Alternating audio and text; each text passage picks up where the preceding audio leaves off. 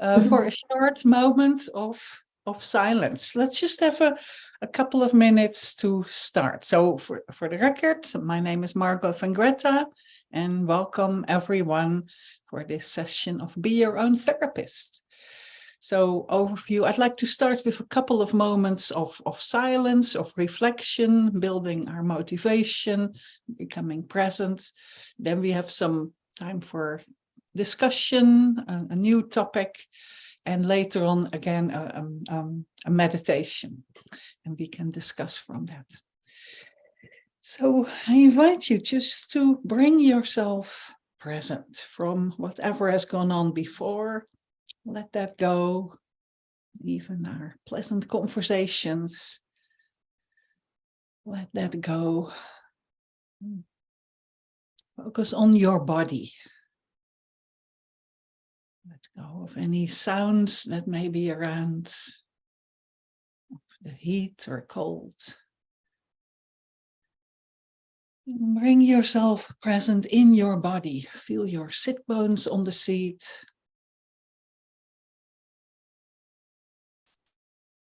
Aware of your feet that may be on the ground or wherever they are.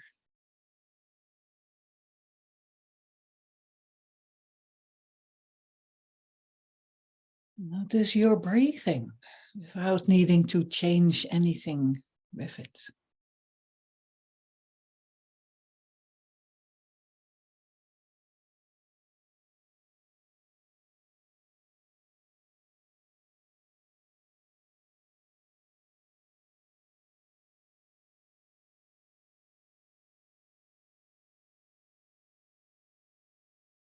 Just for a moment, just scan your body. You can begin with the feet. Gently scanning your body upward.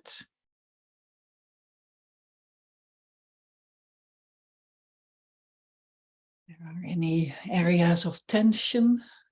Maybe it's possible to release that tension. Maybe not. Going upwards.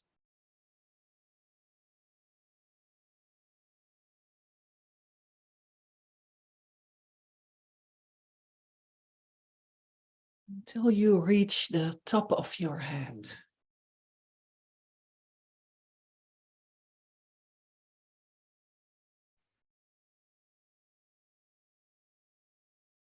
And scan your body down again with loving attention to all the different body parts.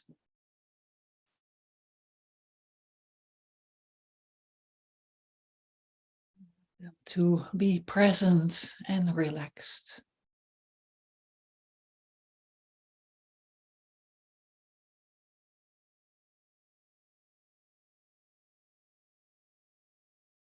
Until you're back with your attention at your feet.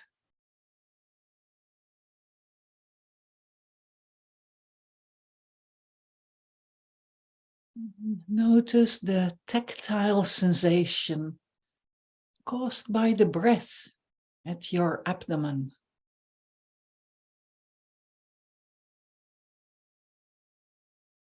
Gentle rising and falling of your abdomen caused by the breath.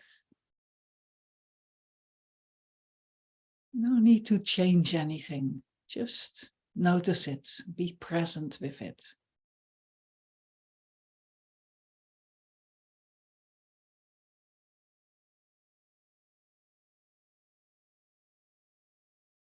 And use that movement caused by the breath as our anchor.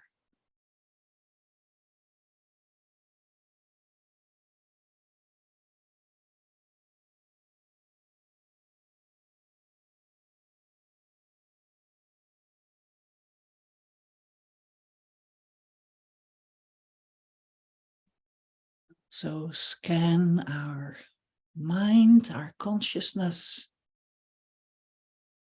and just notice are there any thoughts that come and go? If there are thoughts that want to be present, again, just notice them.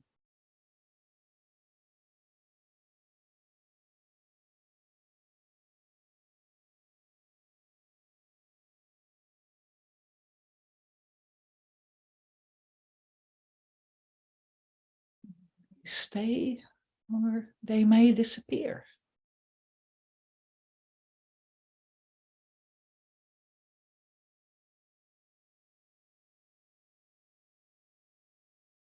So notice your emotional state. And no need to do anything with it. Just observe. What is that like at the moment?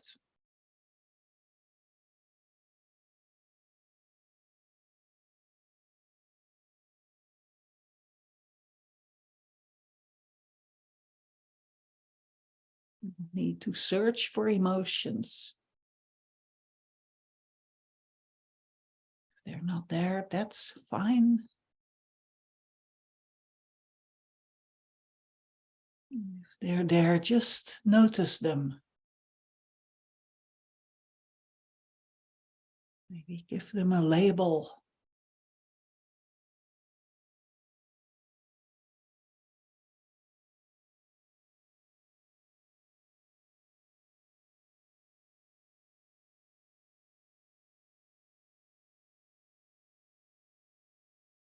Return the attention to the breath.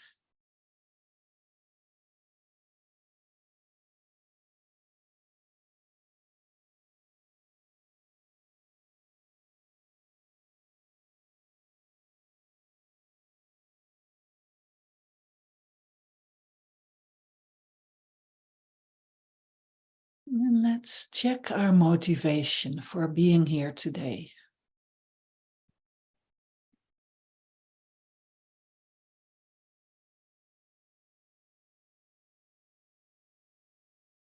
Since the topic is be your own therapist, I have a motivation to work with our mind, our consciousness.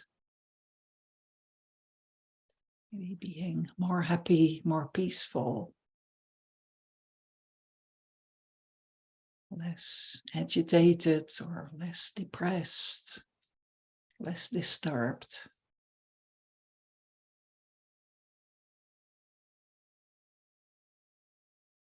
So check your own motivation. If possible, let's include an altruistic motivation. Thinking, whatever we are going through, the ups and downs in our lives, others do as well. So we are on a journey to become more peaceful, more happy, more content, more wise, more loving. Let's invoke we can benefit others while we're on our journey.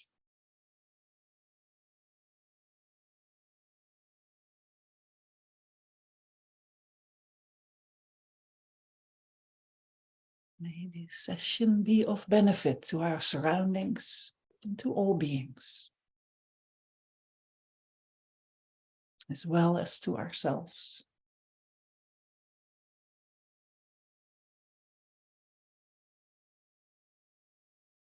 And then relax that concentration. Return our attention to the here and now, and also to each other. So open your eyes. So I just want to invite, some of you have been at this session before, maybe some are newer. So I just want to open the space. If there are any questions, anything from last week, from our session, we discussed anger, we did a meditation on equanimity. So if there are any follow-up questions from that, then please let me know. Or something completely different, then also that's very welcome. So otherwise, I just start chatting away on topic of my choice, but I just want to give you the space. So if you have, then please raise your hand, either just physically or the official Zoom way. That's if you know how to do that. That's both are fine. Going. Yes. Letitia. Lasita. Lasita. Sorry, I need to have my glasses on to see your Lasita. Hi, Lasita. So I had a conversation with my daughter about the middle way that you brought up in the first week. Right. And I think she was coming back and saying that I was kind of old-fashioned and that it was really important for people to express what they were going through and not so she didn't want to call it venting. She wanted to say that it was very healthy for people to bring up their feelings and tell the other partner rather than just be mindful of it within themselves. So I wanted to hear your response. Yes, it's, we hear that a lot, because that is often in the West also something people say. I think there is not like one right way, because on one hand, I'm aware it's your daughter who is saying it. So mother-daughter, delicate situation, who am I to say, well, either you are right or see it. I can't get it wrong. So, I'm aware there is a delicate relationship there. So I don't know how that is between you. So, that is something I'm noticing. And also she talks about a partner. So, there is not like one right way. I mean, venting, probably usually according to Buddhism. So we have we're in a Buddhist class. So I do the Buddhist version. Venting is usually, check for yourself. Is venting, does that really help? Sometimes we need to get things off our chest. So then, might say, I had such a hard day today. I just want to, can I just say this, because I had a really hard time. So that can be very helpful. It can be refreshing if you have a friend or someone you can do that with, and you both know, like, this is okay. Then that can be very helpful to actually talk, because I also wouldn't want to say, like, only be mindful and only notice it and never open your mouth. That's also not the case. Sometimes we need actually to speak and to articulate. Even in the meditation, I was actually saying, well, around emotions, can you put a label on the emotion? Because sometimes it's really helpful for ourselves or for others to actually notice what's going on and actually give it a label, like, now, oh, there is a huge amount of sadness in me. That's a label. Or now, I'm actually noticing a huge amount of anger. Instead of saying, oh, I'm fine, I'm very peaceful now. It's like, well, we're not always peaceful. So sometimes it's important to actually notice what emotion there's going on. And depending on whom we're with, sometimes we may want to share that with our best friends or family members, and to go like, well, this is what's happening at the moment, in order to, yeah. So what I think came up is venting may be more when you're blaming the other person for what you're going through, and you're saying it in the heat of the moment before you've taken the time to process it and to come to terms with, well, okay, I played a role here too, and this is a dynamic, that kind of thing. Yes. So I think all these situations that they require like skillful means, skillful dealing with the situation, being aware of our own, emotions and our own tendencies, and also being aware of who are we speaking to, and So there is not like a fixed way, but what Buddhism offers is to have more options on how can we actually deal with this. I mean, I was just with family last week, so I've had my opportunities to practice, see my, emotional ups and downs in relation to whatever, a sister, and certain things happened, and I go like, and I go like, how can I work with that? Because if I just start yelling at her, my experience is that doesn't really do much good. So then I find different ways, and there is a bit more harmony, or when we get to talk or interact, I maybe still, it's different than if I just start yelling or blaming or whatever, because that hasn't worked for the last 60 years. So that doesn't do it. So yeah, so Buddhism offers different ways for us to deal with it. And yeah, and it's also that, in a way we can do that. That is also different from, I wouldn't start telling my sister how she needs to deal with her emotions. Like, I learned something on my Buddhist course. Why don't you do this? So that is also something to be aware of. So in a way, Buddhism helps in of course, sometimes we might want to do that, because we think, well, that would be great. But in a way, the main, what I learned through in Buddhism, the main thing is, if we can do that, then that will affect our relationships. So that's also something to watch out for, to actually encourage people around us, like, well, if you do this Buddhist methods, it's really good for you. Sometimes that helps if we can, that's brilliant. And sometimes that's not the type of relationship we have. So yeah, or that might turn against us. I don't know. These are some of my thoughts. How does that sound?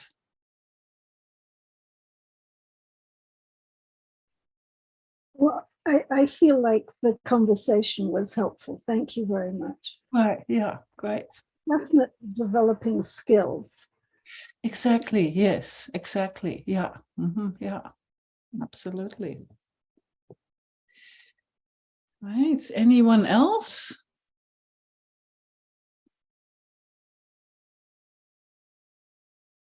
So maybe last week we talked a little bit, we started to talk about anger, and in a way I want to continue, because I think I know I've learned so much about it over the years. And this is very interesting topic. So we looked at the disadvantages of anger, that it harms us, harms our relationships. We create negative karma, negative energy. And we looked at some of the antidotes of anger, to look actually at impermanence, that the person you're angry with, they may not always be there. So the relationship will change.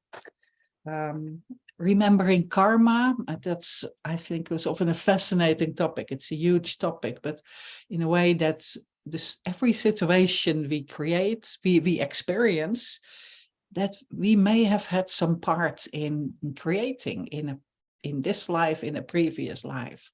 So that is a huge topic that's too big for now. But if you have done any other courses on karma, on cause and effect, I always think like, oh, when I'm in a difficult situation, and I think, how did I create this situation that now there is this conflict, and now there is this anger and this difficulty? How, is it possible that I have done something similar to this person that now I get back? And I go like, I always have to think that. It's usually not my first port of call, but when I make myself think of it, and I go like, yeah, it's possible. Who knows? But I don't know what all the things I've done in this life. I certainly don't know all the things I've done in a past life. Maybe I was a raging lunatic, and I don't know, some really, of course, these people are there. So why not me? where they say, oh no, it was not me. I've never done anything bad in my life. I'm really sweet and cute. Like, well, probably not.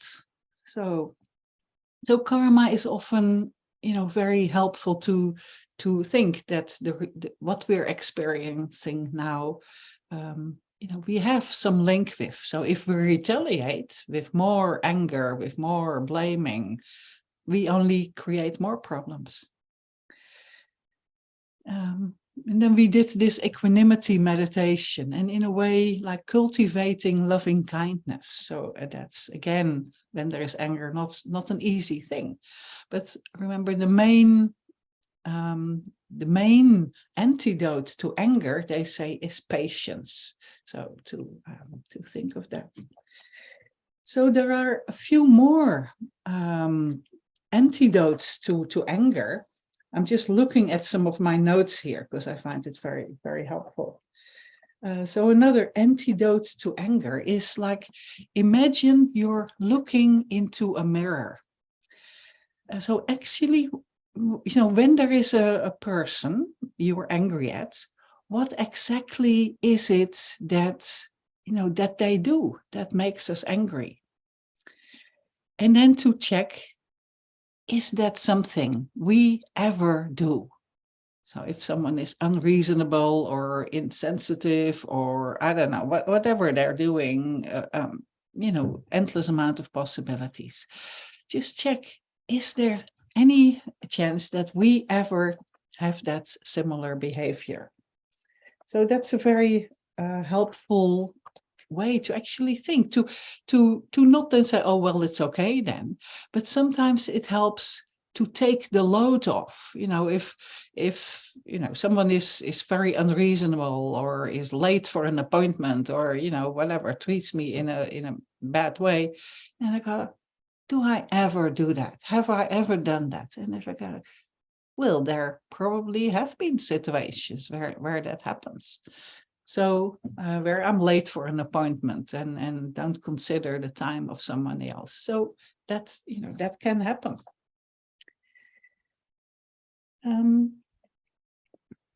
So another one is to put yourself in the other person's shoe. So step out of your own point of view for a moment and try to see how the situation appears to them. And maybe from their point of view, maybe they do the best they can. So maybe they didn't know what else to do. So that's, again, another way to look at the situation. Another one is that is a very Buddhist one, to look at the I that is experiencing this, the I that is angry. So again, if you have done longer, connection with Buddhism, you might actually have had teachings on, like, where is that I? Is there really an I? We think I am here, I sit here on this chair, I am talking to you. Or in another situation, we can say, I am angry at that person. But, we can actually explore, where is that I? In a way, part of the Buddhist philosophy is actually really questioning that I that is, whether it's the I that is sitting on the chair and talking, or the I that is so angry. So when you explore the I that is angry, is that in the body? Or is that in the mind? Or is that in our ear or our eye? Or, where is that? So was that there yesterday? Will it always be there? No, the anger usually comes up at a certain point. Maybe only when we think about this person or this situation that brings our anger.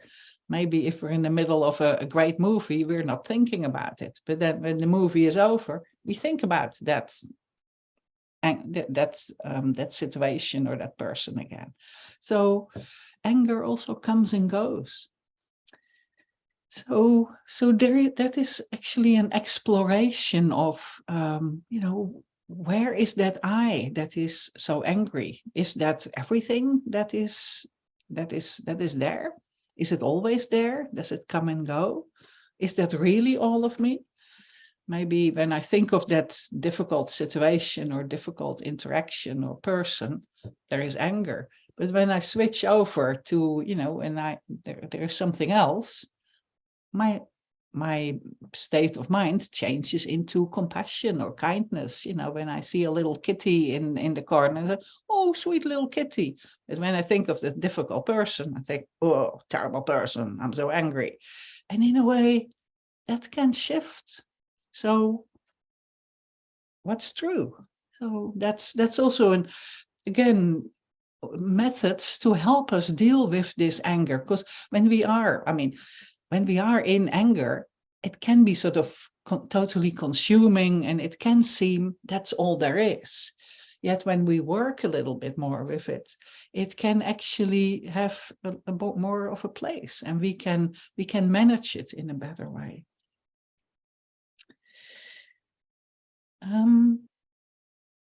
So there are different ways. Also check your expectation. If there is anger towards a person, maybe they didn't meet our expectation. So what did we expect? Did we expect them to be perfect and totally reasonable, totally loving, totally wise, totally helpful, totally, and then our expectations were not met because they're not perfect or wise or totally helpful or totally brilliant.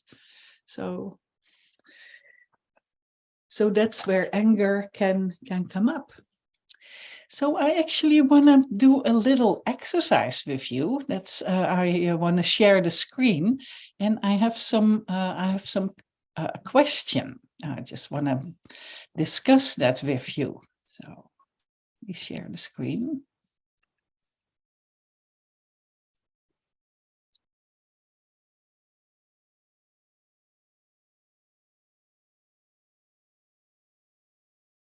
Okay, so here is I made a picture of it, a little exercise on anger. So I have a question. So in order to be more objective, to identify different anger responses, please complete the following sentence. If you have a pen and paper near you, you can use that. But otherwise, for yourself, fill in these questions. When I am angry, so what do you do? When you are angry, what happens? What do you do? What is the behavior you do when you're angry? So again, if you have pen and paper, you can write it down, or simply just do the first thing that comes up. And there may be different types of behavior, but what do you do when you're angry? And the next is immediately I feel. So what emotion do you feel immediately when there is anger?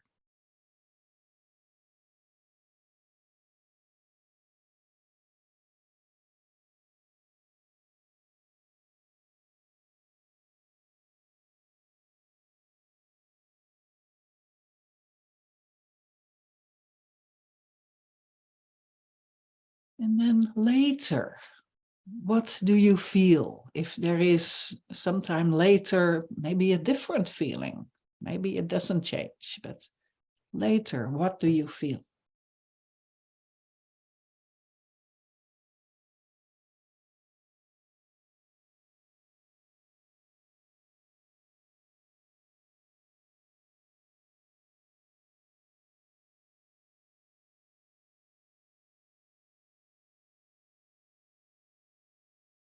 And then ask yourself, where did you learn this anger style? Is that from your father or mother, your culture, your peers? Where did you learn this?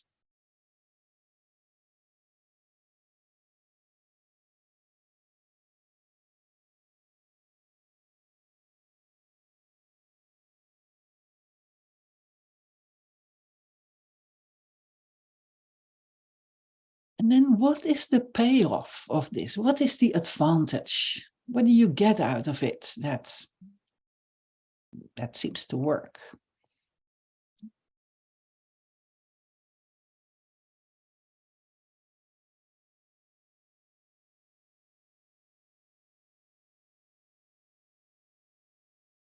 Does it have any negative consequences? So your style of anger, what are the disadvantages for yourself? Maybe loneliness or something. What happens afterwards?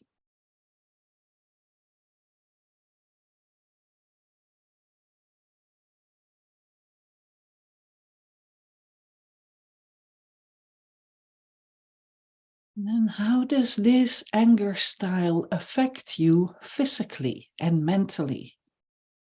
Does it have an effect on your health? Do you get headaches or stress, or what happens?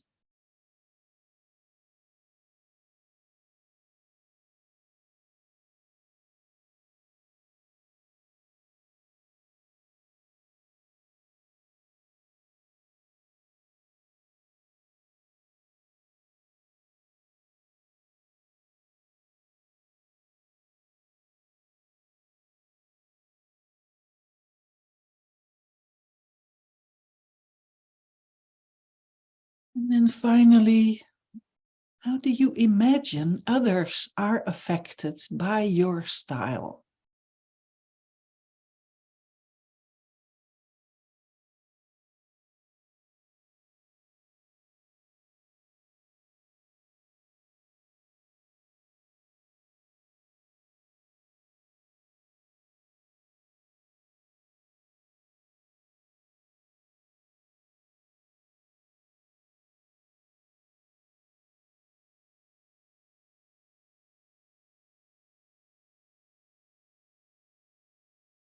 Okay. So now I actually want to do a short meditation. So has everyone identified something? You have some answers. Yeah. So I actually want to do a short meditation to work with some of these situations and some of these anger styles. So let's just take a moment to go inside.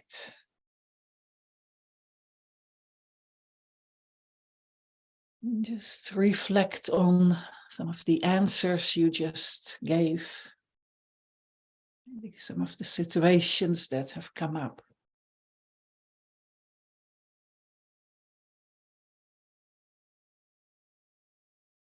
And just bring to mind an experience of anger that you had recently.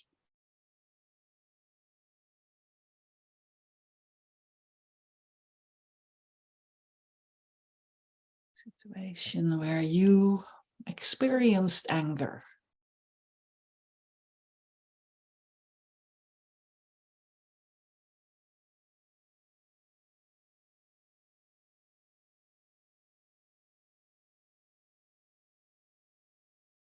Some of the effects or results.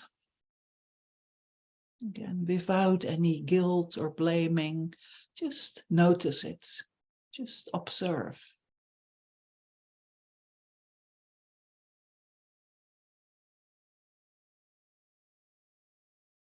Then reflect on any of the antidotes that we have mentioned in this session.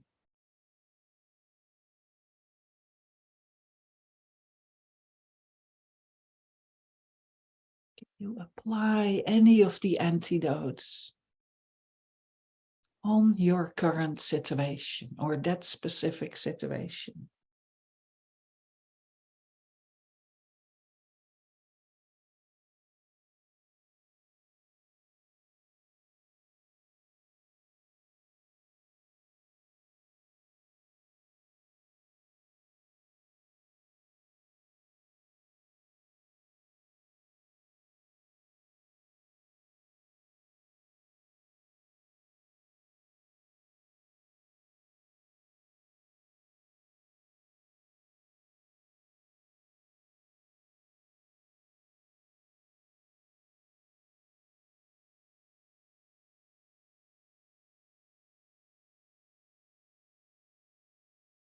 Any of the antidotes, like putting yourself in the other person's shoe,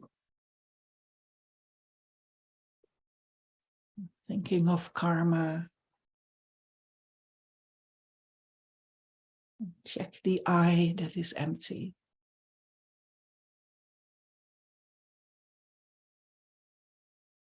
Check your expectations.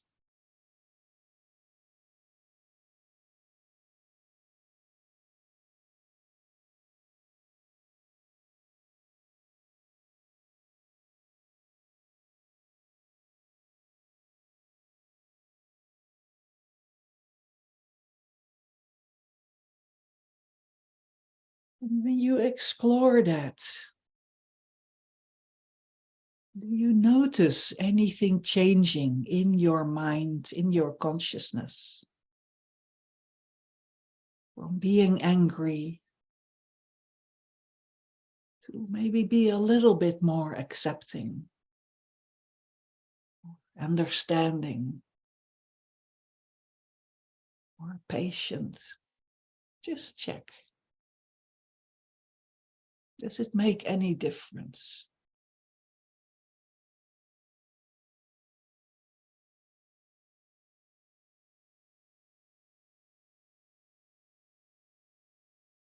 So give a little bit more space.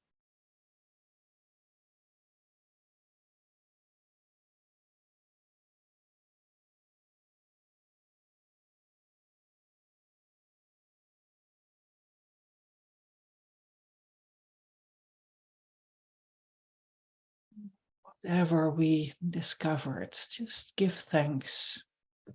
And bring our attention back to the here and now.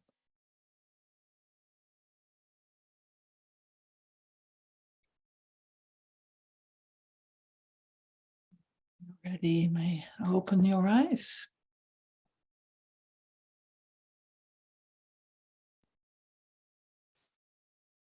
So I just want to open the space. If there's anything you want to share from your exploration, anything you've noticed, you've learned, any of your experiences.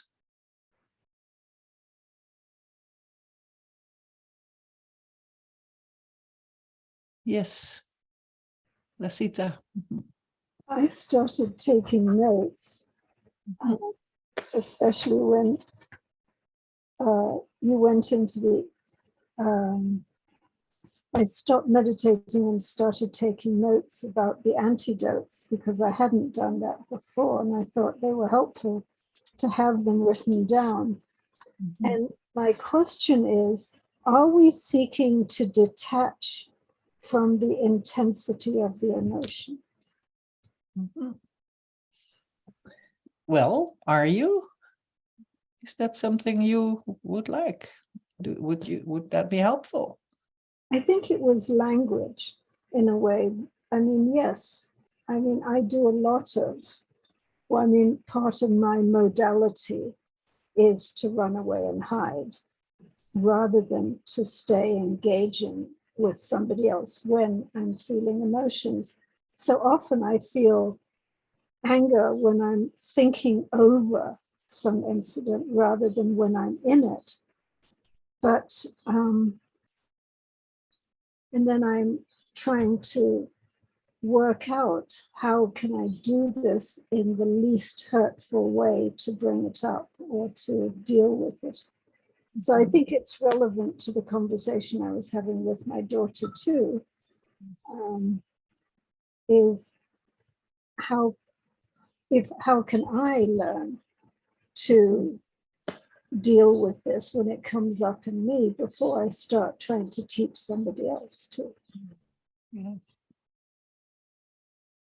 Yes, that sounds very wise. Yes, because that is also very courageous. Then you really look at yourself, and that is in a way what Buddhism can offer. That we work on ourselves and our stuff, our anger or our judgment or our needs or all the things in ourselves, and work with it, so that when we are in front of another person, that, we are better equipped to be there in the most kind and compassionate and wise way. So that sounds like a great journey you're on. Yeah. Yeah. And anger can be experienced in a lot of different ways, because some of us have that tendency to, when there is a conflict, to to move away and to to not feel anything. So that's one way. Or another would be to have a lot of anger present and to blast it out, to be verbally or even physically, harmful. And so that's another. These are all different types of anger, but then often when we move away, then it's there later on and we mull it over and think, oh, I should have done this, or what could I have done? And we go over it. So, these Buddhist methods, I think they help in both, but actually so when we go home and are away from the situation, then we can actually practice them and use them, or in, classes like this, to actually work with them. So then ideally, the next time you are in front of your daughter or whoever it is, that triggers us, then hopefully, when we have practiced with it, so then when there is a life situation, when we are in front of someone, hopefully we can deal with that person, that situation in the best possible way. So, yeah. So yes, that sounds very good. You're on the track. Thank you for sharing. Anyone else want to share your experiences or discoveries or questions? That's what we're here for, to practice. And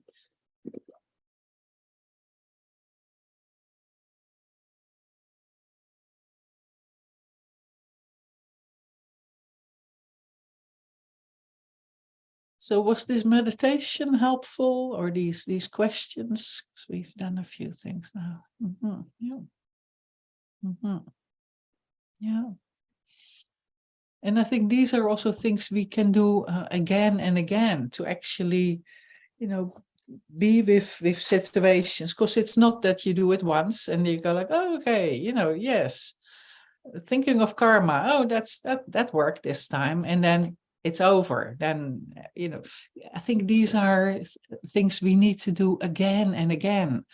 So just, just like you need to have breakfast again and again, or have a cup of tea again and again, like working with our mind is also something we need to do again and again. I mean, I've been doing this stuff for, I don't know, over 35 years. And it's like,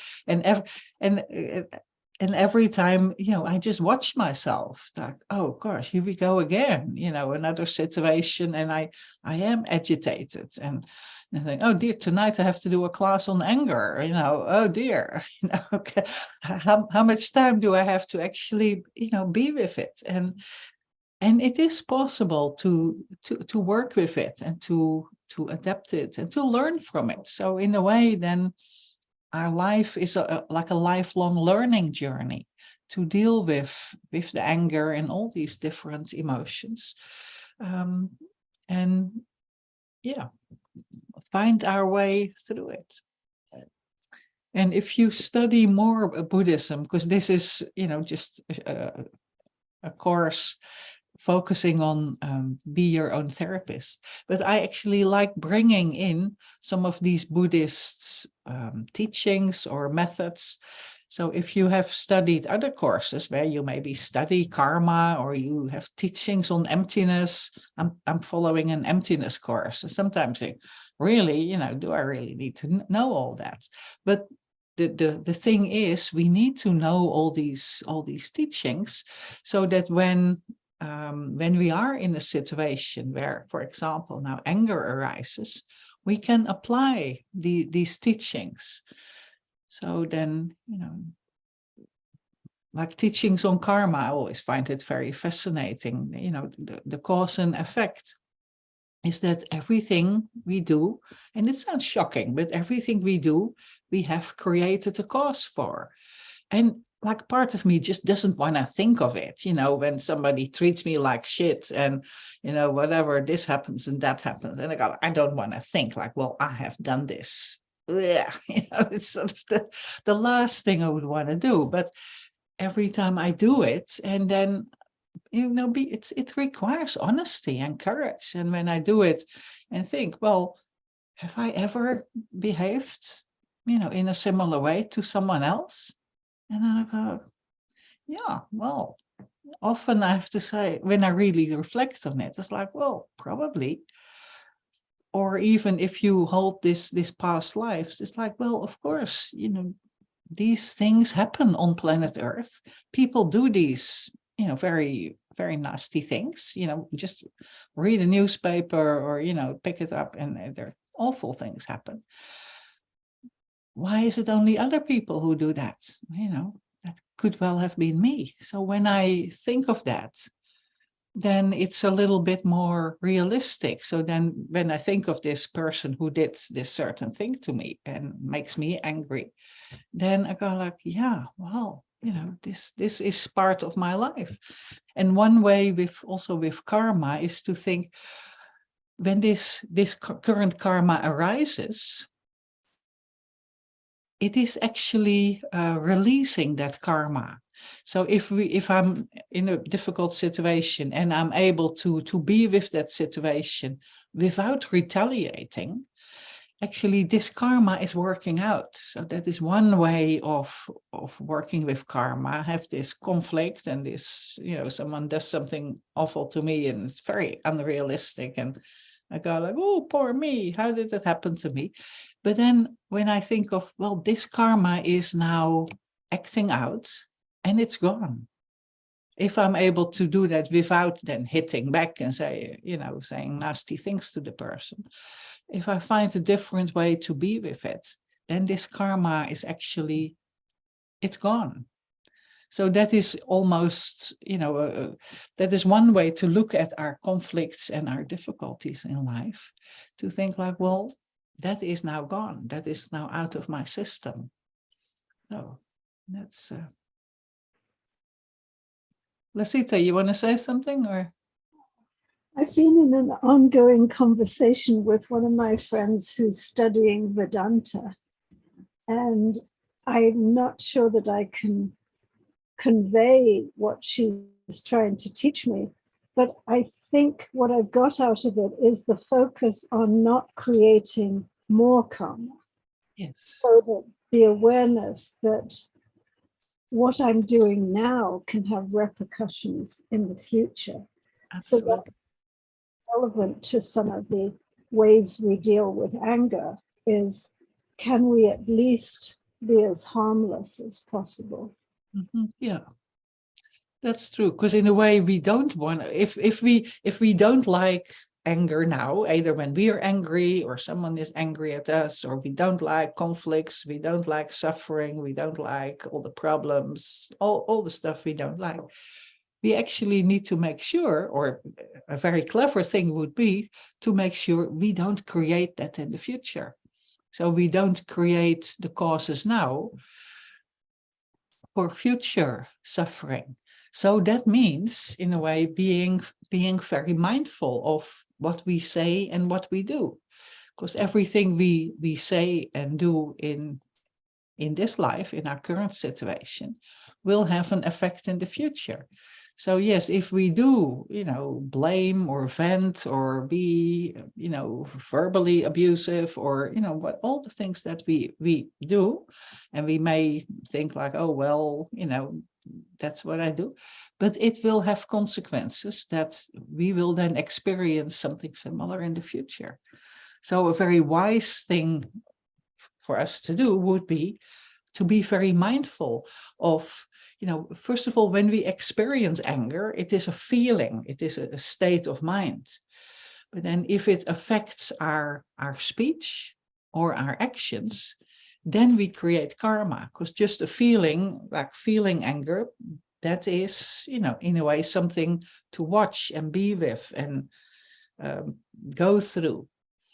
But if we are mindful that, we don't act on it verbally or physically, because then with that acting on it, we create more karma that then, we end up in this life or next life, whenever we end up with more problems and more suffering. So yes, thank you. I think that's a great point to be aware of. That's why in Buddhism, also one of the methods, there are many methods in Buddhism. I like it a lot. But one of the methods is also taking vows. Like if you become a Buddhist, you take some vows about no killing, no stealing, no sexual misconduct, no lying, and then no intoxicants. So these are some of the ways, because you think, like, why do I need all these rules, and why do Buddhists tell me what I should do and not do? But the skillful way is to actually stop creating negative karma. So if you take some of these vows, maybe some of you may have done that, or maybe you're thinking of it, or maybe some of you don't, I don't know.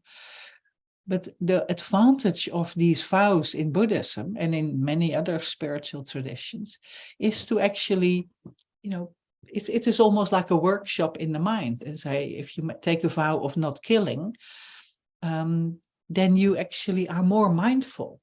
So then when there is a situation, when you have a spider in the house, and maybe, years ago you would think, oh, there's a spider, you kill it.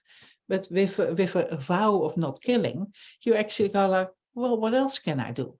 Can I take a gem jar and a postcard and, pick up the spider and bring it outside and maybe bless it on its way? And then, you actually create positive karma, and you have not killed. So that actually then reduces that karma that otherwise you would create. Or with other things, with lying, who likes to be lied to? Probably not. Lying is not great. So if we can stop that our habit of lying, and instead speak the truth, and create a situation where we where we don't lie, or are more mindful. With all these things, sometimes you make a mistake and you say a lie, or say, maybe sometimes you think, well, lying is better than speaking the truth in that circumstances. But what it does is we become more mindful of it, and go like, how can I deal with this situation while speaking the truth and not lying? So then we can find ways around it where we are more honest, and that creates then situations where we don't end up in a circumstances where there is a lot of lying or cheating happening. So yes, so these vows are again very powerful, and we can do them for ourselves. We can say, well, I wasn't lying much anyway, or I'm not planning to lie much, I'm not planning to kill much, which is, I think, already very good. The difference, if you are so inclined, so if you're more into Buddhism, then you can actually take that as an official vow with a teacher. So if that's something you want to do, or maybe have done already, it has a benefit, because then. So there is a difference between a person who is not killing, but has not taken the vow to kill, then they, that's good. Or a person who has taken the vow not to kill, they actually, every 24 hours a day, they create positive energy by not killing. Well, so that's in Buddhism, there is a difference. So this was my little pep talk. if you ever are in that situation, but if you're not, don't worry about it. But if you are inclined to be more involved in Buddhism, and it is a big advantage of taking a vow. So yeah, or So taking a vow, it's like making a commitment. in Tibetan Buddhism, they're not vegetarians. No, that's true. No, that's true. They eat a lot of meat, because in Tibet there were not many vegetables. No, true. Yeah. Yeah, so that's an interesting way of reasoning. Then they say, well, we let someone else do the killing. So personally, my question is that is that good? But that's true. Yeah, no, that's true. Yeah. So yes, food for thought.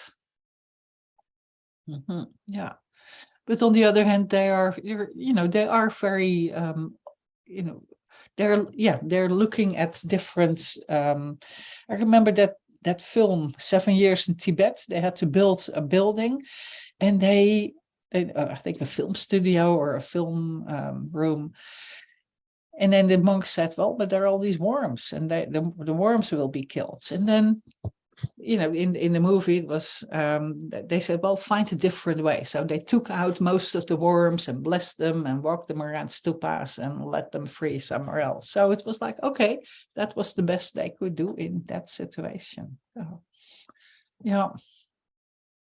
I think that is what I learned from Buddhism. Like, to make an effort to do the best in all these situations. And that is another way of mindfulness. It's not that there is only one way and this is right and that's wrong and, do the right thing. It is like, do the best we can in all these different situations and being mindful of what that may be. Yeah. Okay, so I notice we're coming towards the end of our time. So I just want to say thank you for your participation. And I want to do a closing dedication. Thank you, Deb. Great to have you here. Closing dedication. So let's just take a moment to appreciate ourselves for our involvement, appreciate each other for our shared learning, and dedicate the positive energy to our own development of our own heart mind,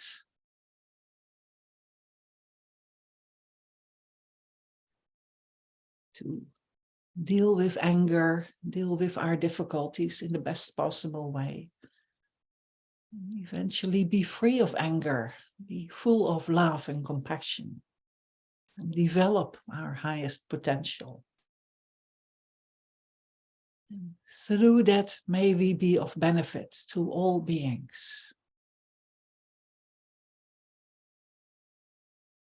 Thank you. So thank you, everyone. Thank you, Lou, for supporting us. Much appreciated, and hope to see you next week again. Thank you all. Thank you. Thank you, everyone.